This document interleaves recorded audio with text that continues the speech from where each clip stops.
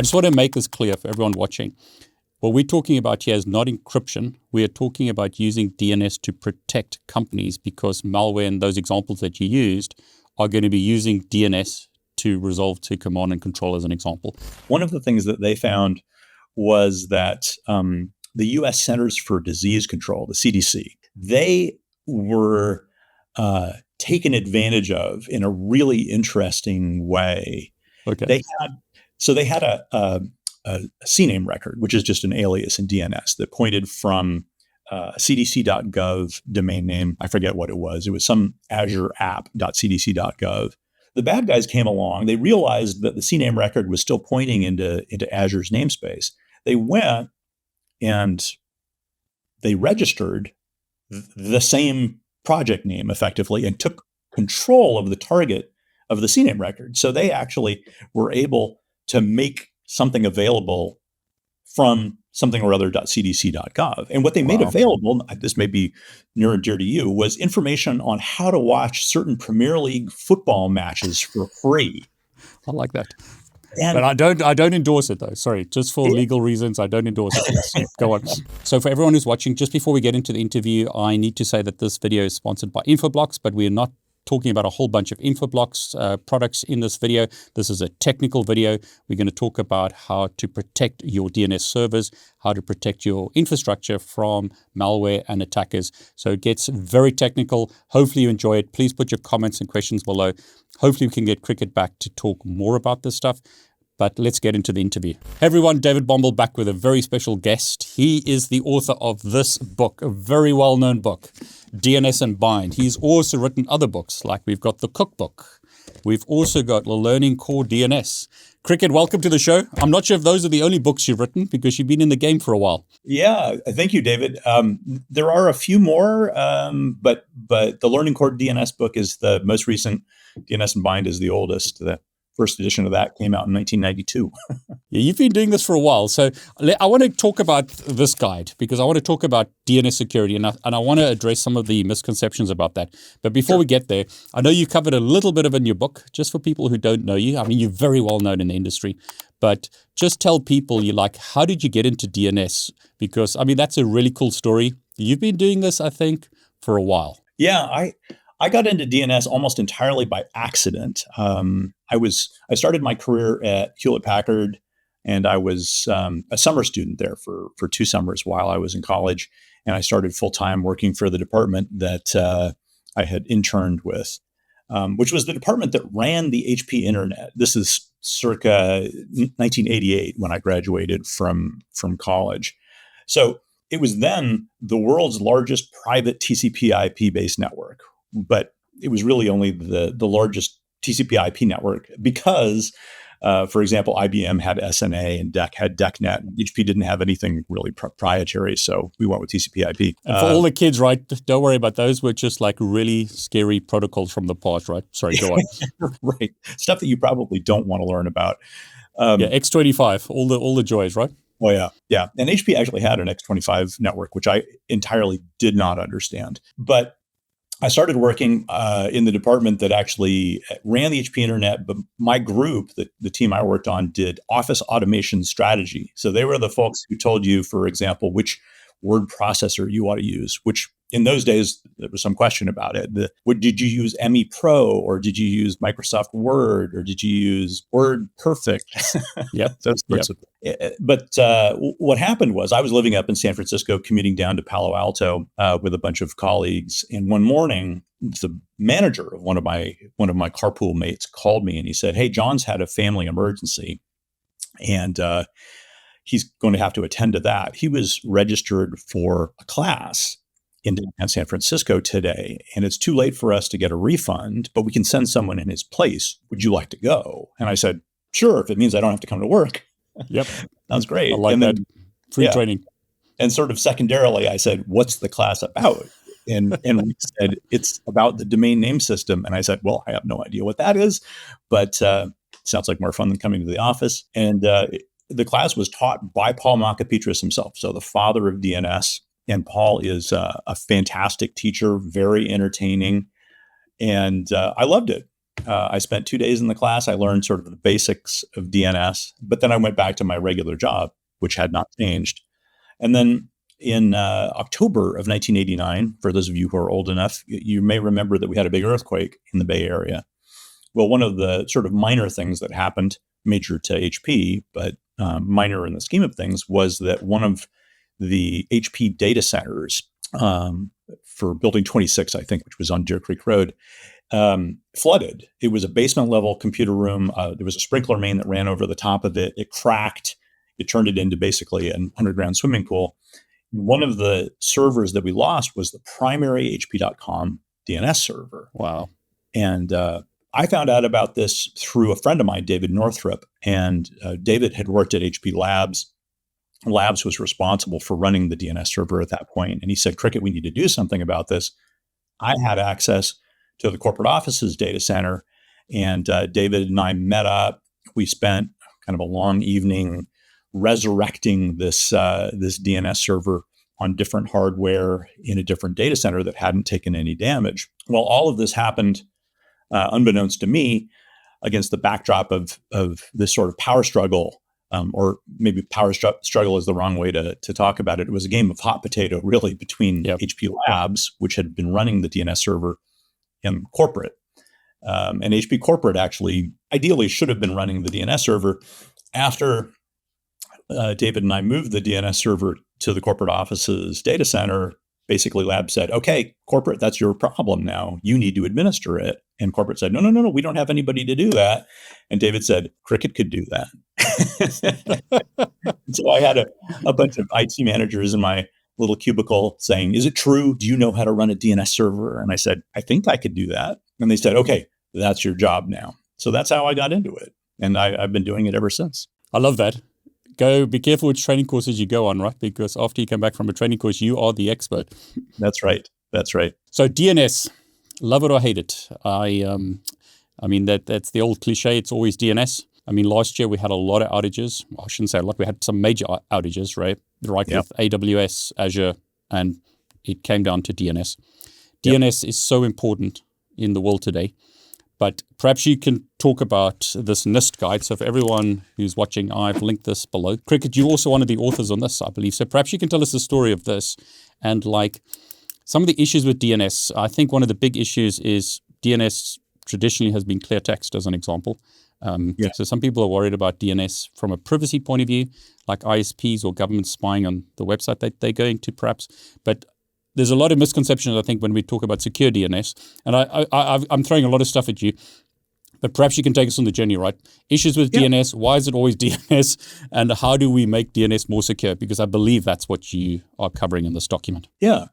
So you're absolutely right. DNS has traditionally been encoded, but not encrypted. So it has a wire format. But if you have, for example, Wireshark or a sniffer or anything like that, and can capture DNS traffic, then you know exactly what people are looking up and you know exactly what responses are coming back. In the last several years, the DNS community and the IETF, the Internet Engineering Task Force in particular, have been working on addressing that.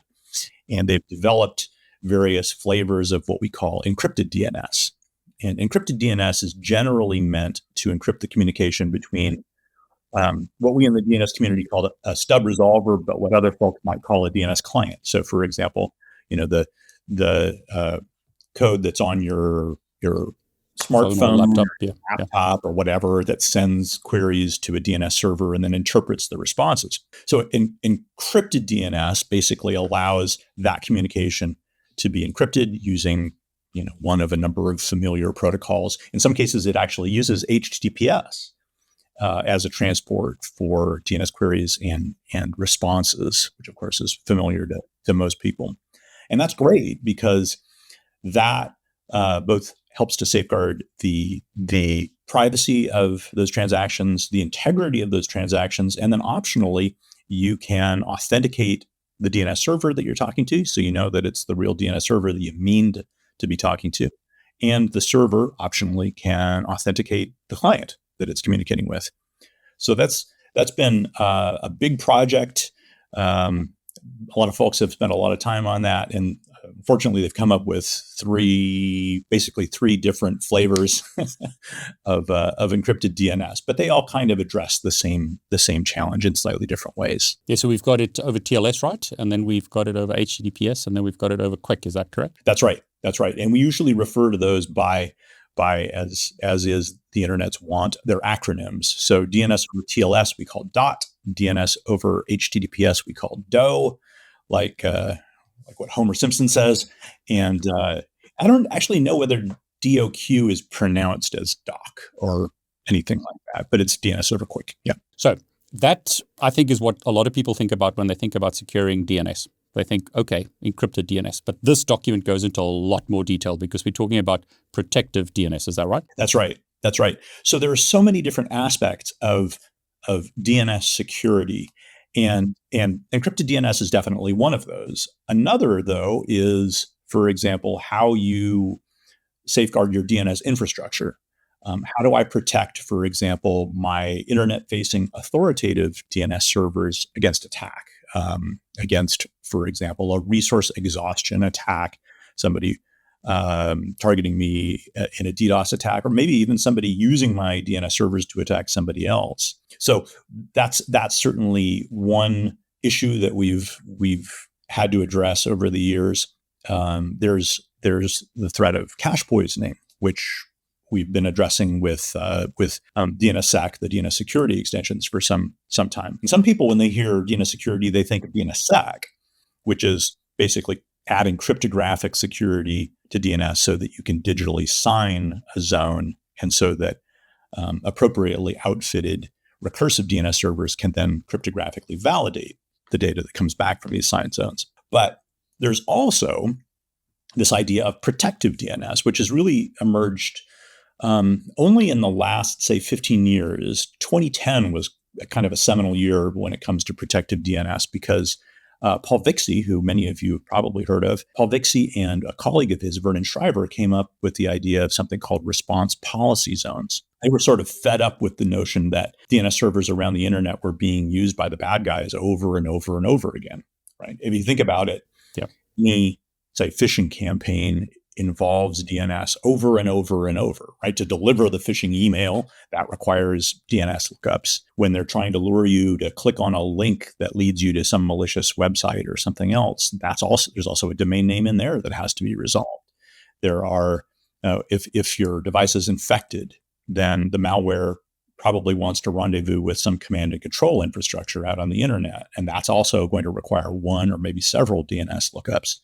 And if the malware finds something interesting on your drive and wants to exfiltrate that to the internet, it may use DNS as a tunneling mechanism.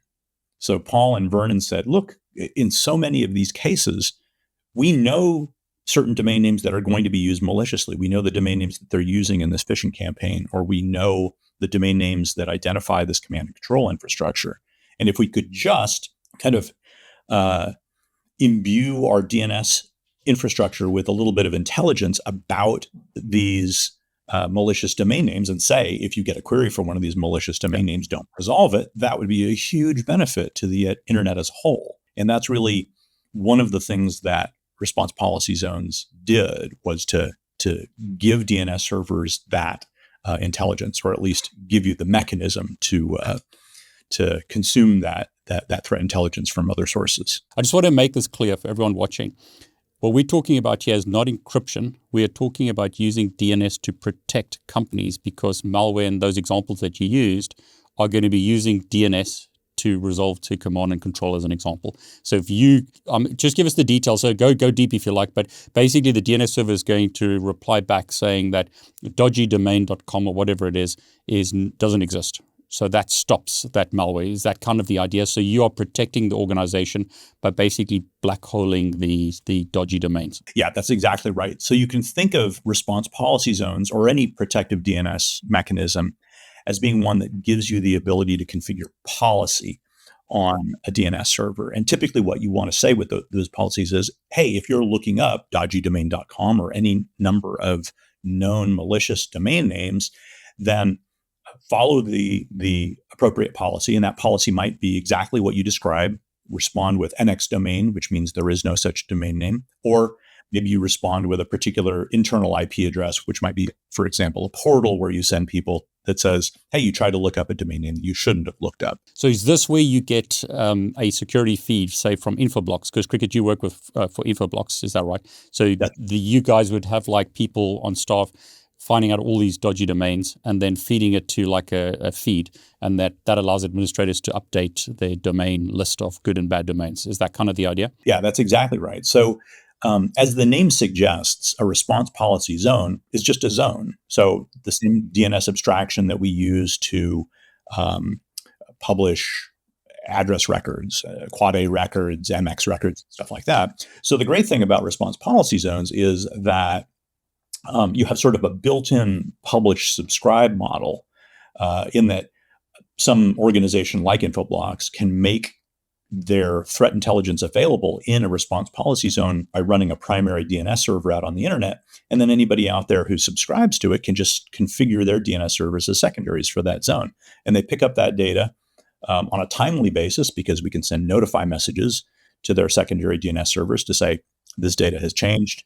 They can pick it up via an incremental zone transfer, which means even if the zone is quite large, and ours are in many cases very, very large, millions of resource records, you only have to pull the changes, the deltas, if you will, between successive versions. So tell us, let's go back a bit.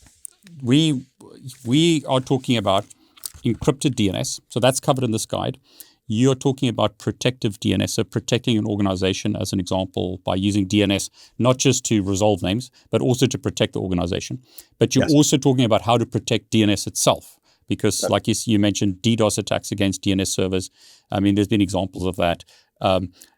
Give us the reasoning, because I see your name as one of the authors. I believe you got involved because this was kind of old, and then you got involved to update it, to make it more current and introduce some of the security mechanisms to DNS. Is that correct? That's right. That's right. This is now, I think, the fourth version of this document. And the document is technically called NIST Special Publication 800-81, which is kind of a mouthful. And the title is, I believe, the Secure DNS Deployment Guide.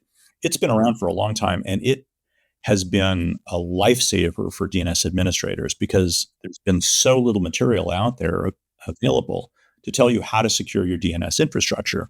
Scott Rose at NIST is basically he's one of the original authors. He's been the author through all of this. But the last version, before this version that you have in your hand, the last version was written before the advent of encrypted DNS and before the advent of protective DNS. And my friend and colleague Ross Gibson and I were talking about it, and we said, really, it would be great if 800-81 also included recommendations about protective DNS and encrypted DNS. And I knew Scott Rose. Scott and I met years ago after the Kaminsky vulnerability was discovered.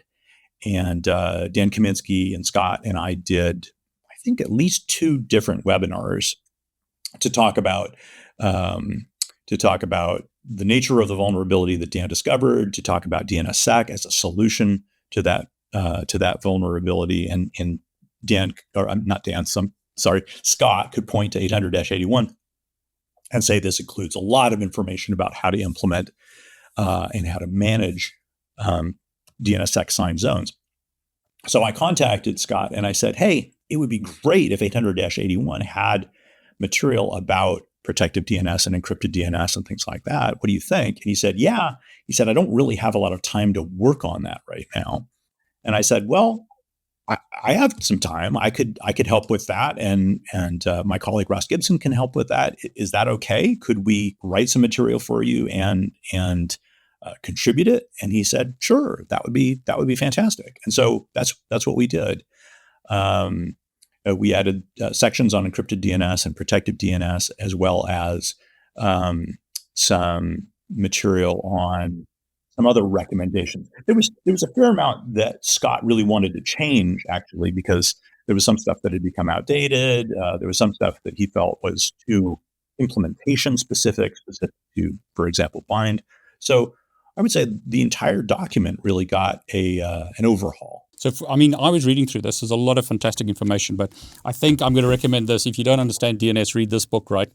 Cricket, I'm going to shamelessly plug your book because it's fantastic, because that's like the original guide, if you like, for anyone who wants to understand DNS.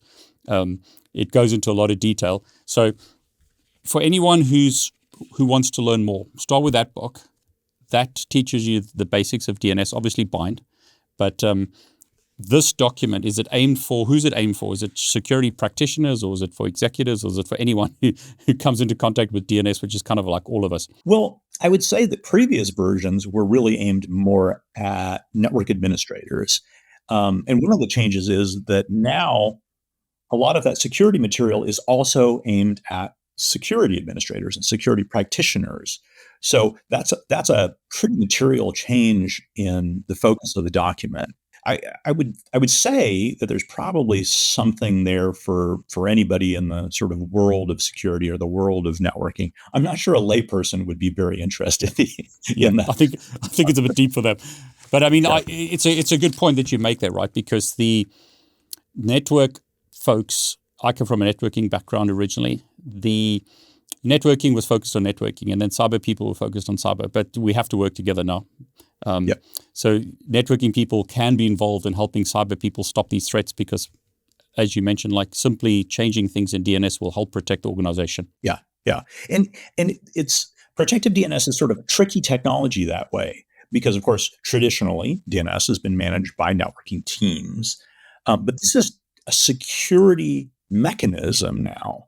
And so one of the things that I've been trying to do, and I would say a lot of folks in the industry and within Infoblox have been trying to do, is to try to get out there and evangelize and say, look, this is a really, really effective, really low cost, low overhead security mechanism. And yes, it happens to live in DNS, but please, please, please avail yourself of it. Please take a look at this, because it can save you so many headaches. I think the big sort of thing to think about is this is not stopping attacks inbound, right? This is stopping, well, it can, but it's stopping like malware on your computer, as an example, trying to connect to command and control, or downloading stuff, or exfiltrating stuff out of the organization, right? That's right.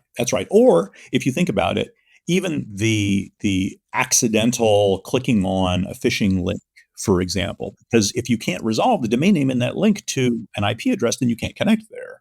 So it can prevent malware from doing its damage, but also it can prevent your employees or other folks within your organization from accidentally or deliberately visiting malicious sites, for example. You can even use it for sort of general policy, right? Preventing folks from going to gambling sites, let's say, or other sites that might be unauthorized within your organization. Yeah, I mean, I think even for home users, right? We've got the example of Pi-hole. It's the same idea, right? With Pi-hole, do you want to allude on that? Otherwise, I'll talk about it. I mean, you're basically getting a list of domains, right? Mm-hmm. Yeah, no, exactly. I mean, it's such an efficient control point, because if you think about it, really every non-trivial transaction that occurs over the internet uses DNS. And in the vast majority of cases, based on the domain name being looked up, we can tell what you're trying to do, right? We can say, oh, well, okay, this is totally innocuous. Somebody's going off to Google, for example. Somebody's sending electronic mail to their mom. Or, oh, gosh, you may not realize this, but this is a known phishing site. This is one of 500,000 domain names that we know are actively being used in phishing campaigns right now, and you probably shouldn't go there. Okay, Cricket. Now let's get into the weeds about this document and just protecting security. So for all the techies who love this kind of thing. So let's start with encryption first, because I think a lot of people understand that. So we mentioned, perhaps you could just remind us again, the 3 ways, and then some of the advantages and disadvantages of running encrypted DNS, because there are disadvantages as well to doing it right. Yeah, that's absolutely the case. So there are really sort of 3 flavors of encrypted DNS right now. There's DOT, which is DNS over TLS, DOE, which is DNS over HTTPS, and let's call it DOC. I don't know if they pronounce it that way, but that's DNS over QUIC. And QUIC, QUIC, that might be new to some folks. It's an encrypted layer, an encrypted transport that runs over UDP. So the idea is that it's supposed to be more efficient than for example, using TCP as a transport. And actually, it was pioneered, I believe it was developed originally within Google. It's used a lot within Web3. YouTube a lot, right? Yeah, exactly. But efficient transport, the nice thing is that by doing DNS over QUIC, you're not forcing DNS to run over TCP, which is more onerous for DNS clients and DNS servers to handle. Okay, so the advantage here, so give us some of the advantages. I'll just hit, one that I can think of, I mentioned earlier. If I don't want my ISP to see where I'm going, or like let's say I'm on some Wi-Fi network at an airport or something, I can send my DNS encrypted. So I am the DNS server see it, so not someone in the middle. So they can't run man-in-the-middle attacks. They hopefully won't be able to spoof, that kind of thing. Just give us some of the advantages of doing it. Yeah. So as you said, snooping is very difficult if you use one of these encrypted DNS protocols. Spoofing is very difficult. Also, impersonating the DNS server if you're using server authentication, which is optional, and spoofing the client to the server, which is also optional, the client authentication part of it. So all of that is fantastic. But then you asked about disadvantages. Yep. For disadvantages, think about DNS within, for example, an enterprise environment, within some other organization. Your IT folks are accustomed to being able to see inside the DNS traffic, and maybe that helps them to troubleshoot problems, for example. Or maybe they run software like intrusion detection, intrusion prevention software that might rely on being able to see that traffic in order to do its job. All of a sudden, if that's opaque, a lot of that stuff isn't going to work, or it's going to be much harder for those IT folks in order to do their job. Now, at Infoblox, we would say, well, since we're the DNS server, we'll certainly give all those IT folks access to that data. They just have to get it from the other end of the encrypted connection. But you can see that there are some reasons that that encrypted DNS might not be appropriate for use within some internal networks. There's also the overhead, of course, because those encrypted DNS protocols do require more computational horsepower because you're doing encryption and decryption in order to send and receive data. You're using TCP, which is again more overhead. I do think, though, that over time we'll see these become commonplace in the same way that once upon a time there was sort of a healthy mix out there on the internet of HTTP versus HTTPS. And now basically everything is HTTPS. And I would imagine that we'll probably see the same sort of evolution in the world of encrypted DNS.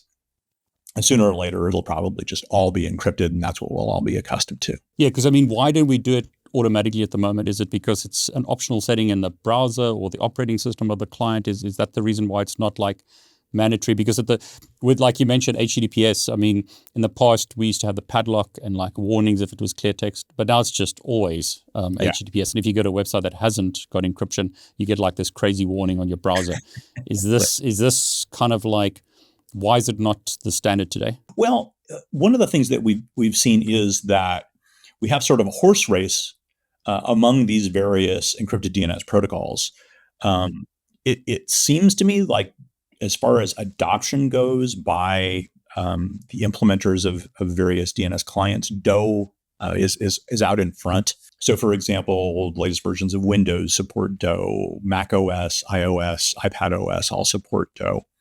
That doesn't mean they don't support other protocols, but they definitely all support DOE. But that makes it difficult because you might also have, for example, Android devices. You might also have other types of DNS clients that don't have support for DOE. Or you might just be leery of DOE's overhead because it is, of the three, the one that imposes the most overhead on clients and servers. And that's because it's HTTP over TLS, is that right? Or yeah. I mean, if you think about it, DOT is DNS over TLS over TCP. DOE is DNS over HTTP over TLS over TCP. So yet another layer in the cake, and a little bit more overhead. But sooner or later, I would imagine we'll work out all of the client support issues, and we'll just know, oh, okay, this is the one that we can count on to be supported by the vast majority of clients that we have to deal with, and that will become probably the default and what we expect to use on our DNS servers. Yeah, so like someone who's privacy orientated, doesn't want the Wi-Fi network or the ISP or whatever to see their DNS queries, could enable that, say, in their browser. But like from a corporate point of view, they lose visibility. But like you said, the advantage is if you use info blocks, you're going to get all the reporting anyway because the DNS server sees everything. Correct. And I was just thinking when you're talking about it, you mentioned as well exfiltration. Can hackers can exfiltrate data through this encrypted DNS stream, right, using text records? That's right. So text records and other types of records, and that's one of the things that we have to be very cautious about in this sort of new world of encrypted DNS. One of the things that within, say, an enterprise network we probably don't want is for folks to be using encrypted DNS to go out to DNS servers out on the internet. I mean, I have nothing bad to say about, for example, Google Public DNS or Cloudflare's DNS. Those are great services. But on the other hand, if we have internal users who are running, say, DOE out to one of those services, we've completely lost visibility and control into what they're doing.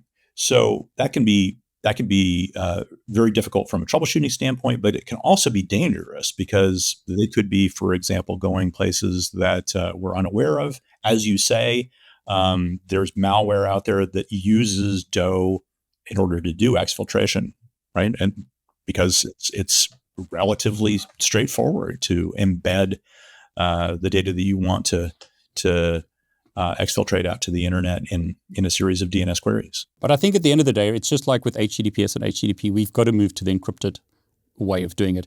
But like just coming to that point, how do you stop your users from just using some random DNS server? Like they could just set the DNS settings to Google DNS as an example. Yeah, that's a good question. One of the things that a lot of the more responsible cloud-based DNS services like Google Public DNS and Cloudflare have done is they've committed that they're only going to run DNS services on the IP addresses from which they offer them. So, for example, Cloudflare is 1.1.1.1 and 1.0.0.1 in IPv4. You don't have to worry as a network administrator if you block access to those IP addresses that you're going to inadvertently block access to some other important Cloudflare service. Likewise, with Google and 8.8.8.8 and 8.8.4.4.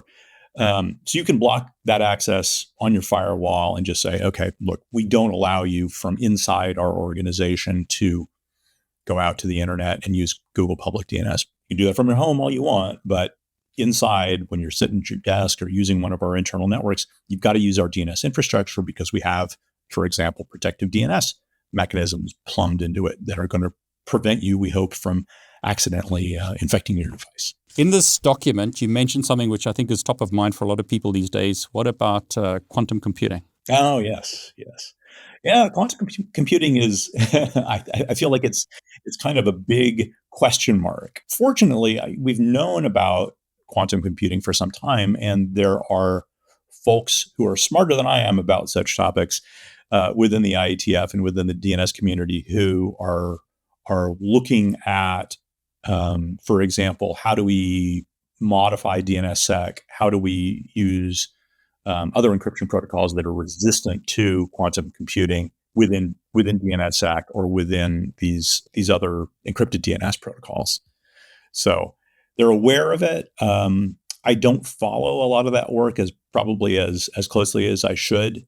But the nice thing, of course, is that even these encrypted DNS protocols like DOT and DOE use TLS as a layer, and TLS can accommodate lots of different cipher suites. So it's not just, hey, you got to use RSA and you got to use, you can use whatever you like, plug that in, and as long as there are quantum computing resistant cipher suites available, we can deploy those. Yeah, you mentioned DNS Sec because I think that name is a terrible name for like a layman because it sounds like DNS encryption. Is DNS Sec encryption? Yeah, no, it's not. It's basically if you think about DNS Sec, what you would do as a DNS administrator if you were deploying DNS Sec is sort of two things. One is you would take your zones and you would generate key pairs. In fact, you would generate 2 key pairs for every one of your zones. And you would use the private key of that key pair to generate digital signatures for every RR set in your zone. And an RR set is a set of resource records that are all attached to the same domain name and have the same class and type. So, for example, all the A records for www.infoblocks.com. Yeah. So they all get a digital signature, which is something called an RR-SIG record that also gets published in the zone. And then you also publish the public keys for your zone in the form of what are called DNS key records. And they also get inserted into your zone. Then you turn on validation, and validation gets activated on recursive DNS servers. And basically validation says, hey, look, if you're communicating with a DNS server out there and you find out that it's authoritative for assigned zone, I want you to perform DNSSEC validation on it, which means cryptographic validation. So you might get those RR-SIG records, those digital signatures, and then you might have to retrieve the public key or multiple public keys for the zone. You attempt to do a little that validation to make sure that the records in the RR set have not been modified since they were signed, and that they really come from the original source. So, for example, from the infoblox.com zone, and not from somebody else, not from somebody who spoofed that. But to go back to your question about encryption, the only thing that's encrypted in all of this is the digital signature. That's it. So the A records for www.infoblox.com are still there in a perfectly readable format. It's just the signature that accompanies them, and that allows you to validate those A records that is encrypted, and it's just encrypted so that we can validate correspondingly. Yeah, so here we're using, I think in the document it says RSA with SHA-256, a few others. We are validating the integrity of the data, right, and authenticating the source of the data, not making it, not giving us confidentiality or encryption. Is that right? Yes, that's exactly right. That's exactly right. And the notion there is that, and DNS is supposed to be public anyway. If you're, exactly. If you're making data available from your internet-facing authoritative DNS servers, the idea is that folks out there on the internet are supposed to be able to look this up. Yeah, so we're using HMAC. We're using a few options here. I mean, people can read we'll put it on the screen, there's a nice table showing the different algorithms. But the idea here is we are making sure that the data is correct. Like, I'm not setting up an Infoblox DNS server and then just pushing a bunch of trash in with like fake IP addresses going to like a malicious website, right? Your DNS server is making sure that the records are the right records and not some spoof record. That's right. And I should probably also explain that there's this notion in the world of DNSSEC of a chain of trust.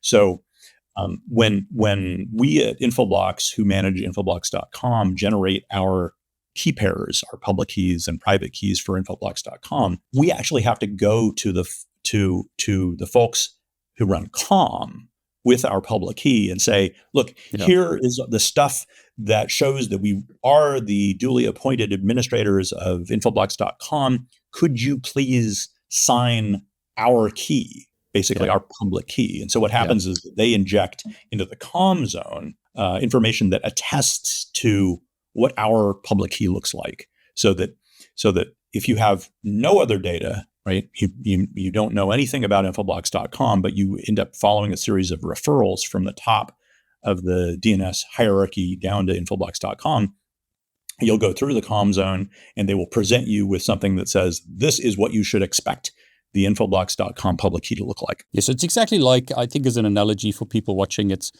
like when I go to infoblox.com or google.com, I have your public key that's sent by the website is trusted because I'm trusting the certificate of authority type thing. Is that correct? That's exactly right.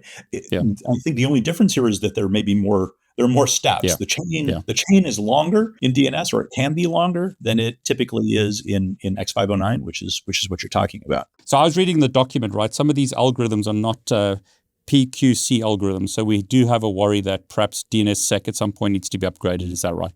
Yes. Unlike DNS encryption. Sorry, go on. Yeah. So DNS Sec uses these different cipher suites, and we've actually changed over time, right? I think we started with something very, very basic like RSA, MD5 or something like that. Yeah. And then all of a sudden people went, oh, no, MD5 is... Don't use MD5, yeah.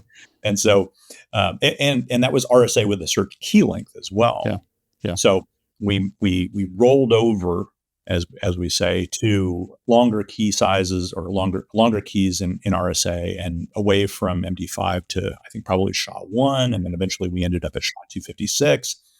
And the nice thing is that if we need to, in order to deal with quantum computing, if we need to move to a cipher suite that is resistant to quantum computing, we can do that. It's basically, I'm trying to think of a good metaphor for this, but you don't have to overhaul in the entirety of DNSSEC. You can just swap out that cipher suite. So Cricket, this document's got a lot of cool stuff in, and we've spoken about DNS encryption now, DNSSEC, hopefully addressing the misconceptions that DNSSEC gives you encryption, which it doesn't.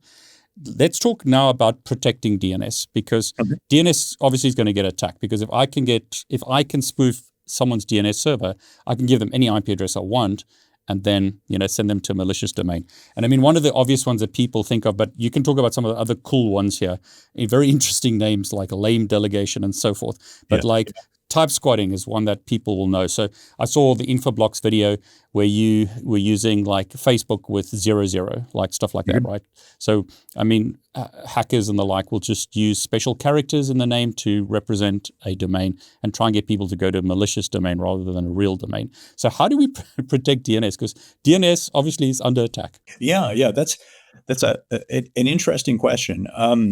It has been a problem for some time. It was a problem even back in the day when all domain names were purely ASCII, because of course we have certain, we would say, glyphs that are very similar to each other. A 0 and an uppercase O look very similar to each other.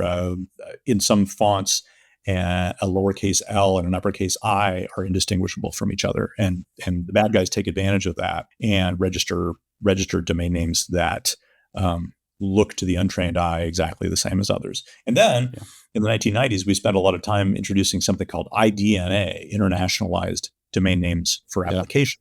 And IDNA allowed us to put Unicode into domain names. Now, on the wire, it actually gets translated into ASCII, but to folks who are actually looking at these domain names, it may just look like, hey, this is just traditional or simplified Chinese or Arabic or Hebrew or what have you. And unfortunately, there's a tremendous amount of overlap between some of these scripts and traditional ASCII. So for example, one of the examples I give in a presentation is I show a section of Unicode that's Cyrillic. And there's so many characters that look like lowercase a's and lowercase b's and capital B's and stuff, visually indistinguishable, but it's not the same. So a bad guy can register a domain name that might include some of these, we would say, code points, and look, again, to the uninitiated exactly the same as a well-known domain name, and induce people to click on email and enter their information, drain their bank accounts, and so on. One of the things that we do at Infoblox when it comes to typo squatting and lookalike domain names is that we have a team, Infoblox Threat Intelligence, and they monitor all kinds of popular brand names, trade names, and so on. And we have algorithms that determine whether or not a given domain name that resembles a popular domain name is actually legitimate or not. Because if you think about it, it's not immediately obvious. So for example, if you find, let's say you found google.com, except the L was an I, right? So it's googie.com, I guess. Is that actually malicious, or is that Google themselves registering it to prevent somebody else from taking it? Yeah. Right. We probably would like to know that. And if you think about it, there are automated ways to actually determine whether or not it's likely malicious or not. You could look up the NS records for this googie.com. You could look up the address records for those NS records. You could look up the registration information. If it's the same as Google and it's registered to Mountain View, California, and the IP addresses are the same or on similar networks, same autonomous systems as the real google.com, it's probably okay, probably benign. But if it turns out that the DNS servers are in South Africa or some other country, yeah, exactly. Then if one of them is in Turkmenistan and one of them is in Uganda, nothing against Turkmenistan or Uganda, but they're sort of hotbeds for this kind of stuff, then that would be suspicious. And then the nice thing is that we can automatically put that onto an RPZ. We can have a response policy to them that is specifically about lookalikes and typo squatting, and push that out to customers so that if, for example, somebody gets a phishing email within one of those networks and clicks on that, they won't go anywhere. That's a pretty important thing. Yeah, I mean it's a worry. I mean it's like the examples you gave were great because there's no ways you're going to know the difference with some of these characters. They look exactly the same to a normal human, right? Yeah. So let's talk about like other protection mechanisms, because like DDoS, is DDoS still a thing? I'm assuming it is, because I just did a video recently where Cloudflare was talking about their record hits with DDoS. So I'm assuming DDoS are running against DNS servers, but you mentioned earlier that DNS can also be used to attack, right? So is it true that DDoS against DNS as well as DNS being used to DDoS companies? Yeah. So both happen on a relatively frequent basis. So your external authoritative DNS servers are sort of an obvious target for the bad guys. So if somebody has a grudge against your organization, it's trivial to find out the domain name associated or multiple domain names associated with your organization, to look up the NS records, and then presto, they have a list of targets, and then they can just generate traffic using whatever mechanism, whatever DDoS for hire service is available to them, and take out your external authoritative DNS servers. One of the things that I've been recommending for some time is that folks look at kind of a hybrid or a heterogeneous approach to those external authoritative DNS servers, using some of these great cloud-based authoritative DNS services. There are lots of those. Cloudflare is one. Akamai, lots of folks out there do it. And certainly some hyperscalers, AWS, they do it as well. But then to not put all of your eggs in one basket and to run some of your own authoritative DNS servers. The idea there is that if somebody decides to mount a huge DDoS attack like they did back in 2016 against Dyn, and they take out the hosting provider, you still have some horsepower of your own. You can still answer some of your own queries. You may actually not notice any degradation in service whatsoever. We had a customer in the UK that was a Dyn customer and had some of their own Infoblox appliances as external authoritative DNS servers. When Dyn went down, they were fine. They basically didn't lose any inbound traffic. It's a very cheap sort of insurance policy. Of course, it's much harder to DDoS those big cloud-based providers than it is your own. But in some cases, you're not the target. It's just somebody else who's hosted on the same provider. The converse of that, I guess, is that external facing or internet facing DNS servers are often used to DDoS other people, because it turns out that they're very effective amplifiers, and they're very effective reflectors. So you can send a relatively small query to a DNS server and get it to send back a relatively large response. That's the amplification part of it.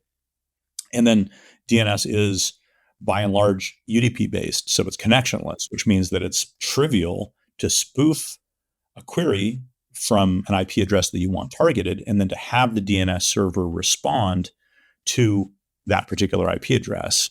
So there are lots of ways to deal with this. There are mechanisms. In fact, Paul Vixie came up with one of them called response rate limiting that you can implement on those authoritative DNS servers.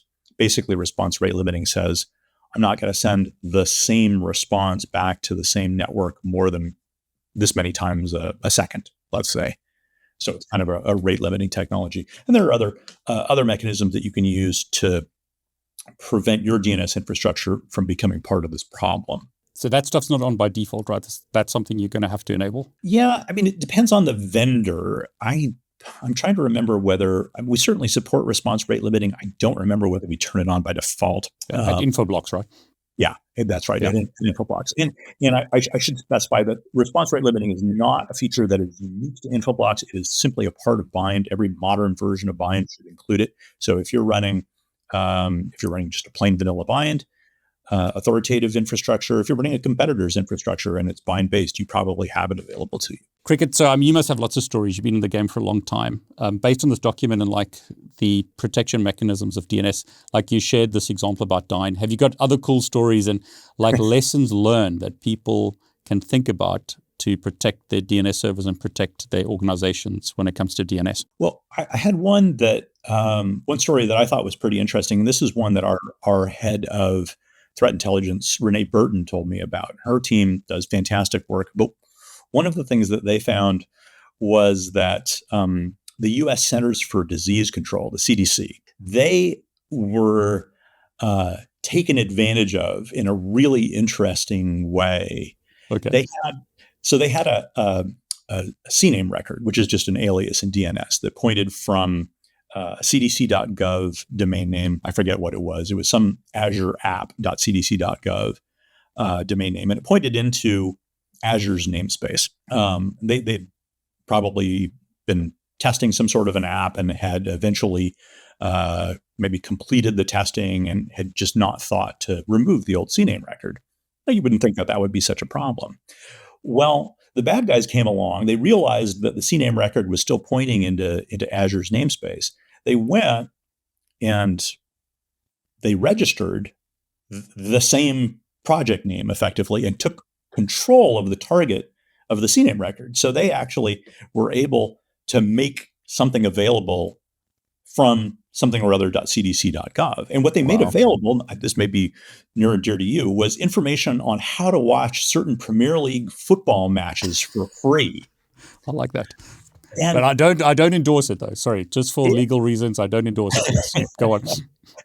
And I thought about it and I thought, okay, well, right. So they're making that available. Why would anybody go to the CDC's website in order to try to find information about how to watch an English Premier League football match? I wouldn't. Well, it turns out that what they were doing was gaming the system. They were counting on search engines indexing this stuff. And a lot of search engines out there, when they see stuff from the CDC, the Centers for Disease Control, would go, oh, well, this is very high credibility information. We should percolate this to the top of our results.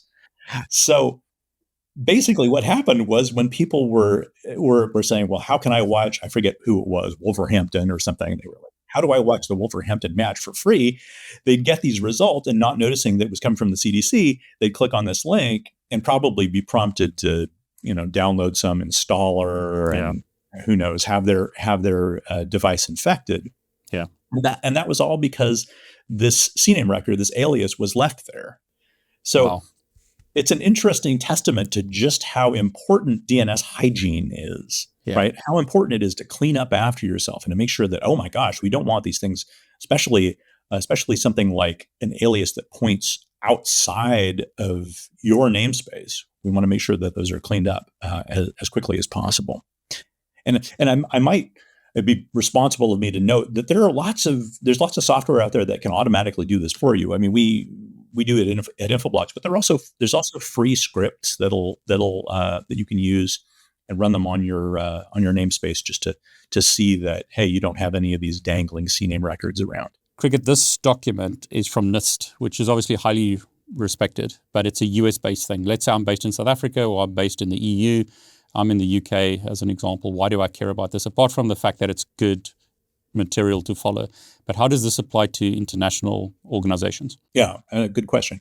So one of the things that I should specify, first of all, is that these are just recommendations. These are not regulations. And even for folks within the United States, this is not a set of regulations that you need to follow. Hopefully they're best practices, though. However, for some organizations, some of these NIST recommendations could be adopted as regulations. So within the federal government, for example, you might face a mandate at some point that says, hey, you have to implement best practices in this document. Also, the world of NIST and other U.S. standards, they're all part of sort of a larger global ecosystem. And one of the things that we find is that there are, for example, European regulations or European recommendations that reference NIST documents. I believe NIST 2, which is confusingly similar sounding, but it's NIS and the numeral 2. NIST 2 actually refers to older versions of 800-81. So certainly possible that a future version of NIST 2 will then be updated to refer to this latest version of 800-81. Or NIST 2 is the EU, right? Sorry to interrupt. That's right. EU regulations. Yes. Yeah. So, and of course that could go more broadly. The Japanese, I think, are looking at this, and we're working with them. There are lots of countries outside of the United States who might be interested in this. But I mean, I guess the thing I think of is that I think of these as just best practices, recommendations. Please take a look at this stuff. Even if you're not bound by any particular regulation to implement these measures, they're still so helpful, and they could do so much to secure your network. I just think a lot of us are like doing a million jobs. We can't specialize in DNS like you do, and Infoblox does. So it's always good to get best practices from someone like you who wrote these books, who's been doing this for so long and is so involved in DNS. So I obviously highly recommended that people follow this. And I mean, it's from NIST anyway. So it's fantastic advice. Cricket, can you just give us like some of the biggest, like top 3 things I should do to protect my organization? Let's summarize that and then we can wrap up. So perhaps what are the top 3 things that I should look at doing? Well, for me anyway, the top 1 is please take a look at Protective DNS. There are lots of Protective DNS mechanisms available to you. It's such an effective way of protecting your network. It's low cost. It takes advantage of infrastructure that you already have. Please take a look at that. We would love it if you looked at Infoblox, but even if you don't look at us, please look at Protective DNS at least. After that, I'd say we have all kinds of recommendations in 800-81 about securing your DNS infrastructure, and I think that's really, really important too. David, you mentioned DDoS attacks. We talked about your own DNS servers being used as amplifiers and as reflectors. We talked about DNS hygiene a little bit. All of those things are super important too. And then I would say the last thing to be aware of is encrypted DNS, which I think is coming. You may have some of it running on your network already between modern browsers and, for example, internet-based DoE services. But you should be aware of that. You should make sure that you control it to the extent that you need to, and that you know what's coming down the pike. Cricket, thanks so much for sharing. I really appreciate it. I love it when people like yourself with years and years of experience teach all of us, the next generation or people who are just interested in this, and us veterans as well, learning about all the new stuff. Before we wrap up, is there a place that people can go for more information? Any recommendations where I can learn more? I would once again recommend that you buy this book if you really want to get into this. And Cricket is not paying me a commission, unfortunately. But where should I go for like learning and more information? Well, certainly going to the NIST website to download a copy of 800-81 R3, which is the latest version. That's a great place to go. We do have a lot of information on the Infoblox website. So, for example, the story that I told about the CDC, I wrote a blog about that. Renee Burton and her team of threat analysts blog a ton. You can follow her on LinkedIn. You can also read her blogs on Infoblox's website, and I highly recommend them too. So for everyone who's watching, I've put links below. Go and follow, go and learn more. Cricket, thanks so much for sharing once again. Thank you. Thank you so much for having me, David. It was a pleasure.